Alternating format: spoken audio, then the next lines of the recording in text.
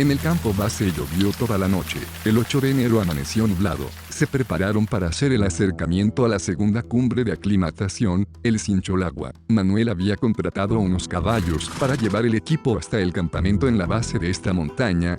Así que entre la camioneta de Manuel y los caballos, hicieron una caravana que duró aproximadamente una hora hasta el lugar donde empezarían a caminar, a una altura de 3.200 metros. Después de amarrar la carga a los caballos, empezó la caminata por una carretera que conducía a una hacienda que lucía abandonada desde la época de la independencia. Retrocedieron a la época de Bolívar mientras se dirigían a la base de unas colinas, que no eran otra cosa que el valle en forma semicircular dejado por antiguos glaciares que se deslizaban desde el Sincholagua. Antes de empezar a subir, atravesaron por una pradera donde pastaban grandes cantidades de ganado. Manuel les advirtió que muchos de los toros eran salvajes y que con frecuencia atacaban a la gente y que de presentarse algún ataque, se escondieran en unas zanjas que cruzaban el terreno. Así que parte de la emoción de subir fue atravesar los pastizales de ganado bravo. Empezaron el ascenso, remontaron la colina y entraron al valle que les llevaría a la base del Sincholagua. Caminaron bajo la supervisión permanente del ganado bravo, mientras el clima cada vez se ponía peor.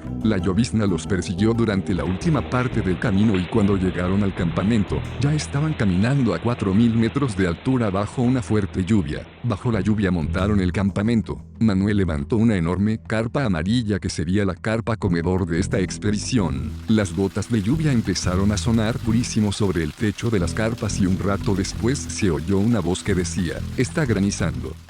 El 9 de enero se levantaron con la frase: "Parece que no vamos a poder subir. El clima sigue muy mal". Voces decían que subieran y otras voces hablaban de lo mal que estaba el clima. Al salir de las carpas, sorpresa, el Sincholagua estaba bellamente nevado, resaltando sobre un cielo tenebrosamente nublado. Entre dudas, decidieron subir y con esa decisión el cielo se fue despejando. Empezó el ascenso, primero entre el pajonal, sin un camino que seguir más que la referencia del punto en la ladera al que debían llegar primero. Una vez allí, ya entre la pequeña vegetación de páramo, caminaron por la arista que los llevaría al lado del gran peñón que debían ascender. Subieron la ladera cubierta de nieve y se acercaron a la base del peñón, que luego bordearon por el costado izquierdo para acceder a un intrincado valle rocoso que les llevaría a la cumbre. En un paso bastante accidentado, en vertical y con rocas mojadas y resbalosas, casi tienen un percance. Al tratar de ascenderlo, se soltó una roca que pasó rozando a gran velocidad a Jesús y a Conrad. Afortunadamente no pasó de un susto.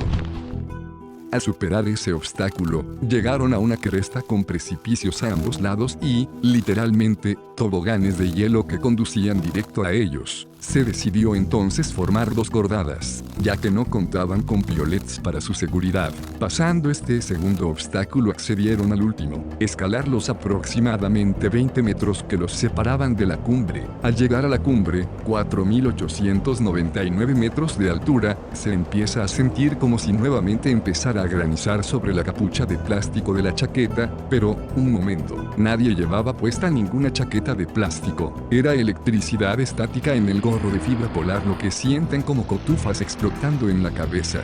Justo luego cuando el último llega y de tomarse las fotos de cumbre, retumba un trueno. La preocupación de Manuel y Ramón era evidente. Se escucha: "Bajemos lo más rápido posible". El tiempo se descompuso nuevamente para generar una nevada que los acompañaría en el descenso. Llegan al campamento y mientras comen algo, vuelve a granizar. Poco después escampa y aprovechan para recoger y regresar. Llegaron al campo base al anochecer.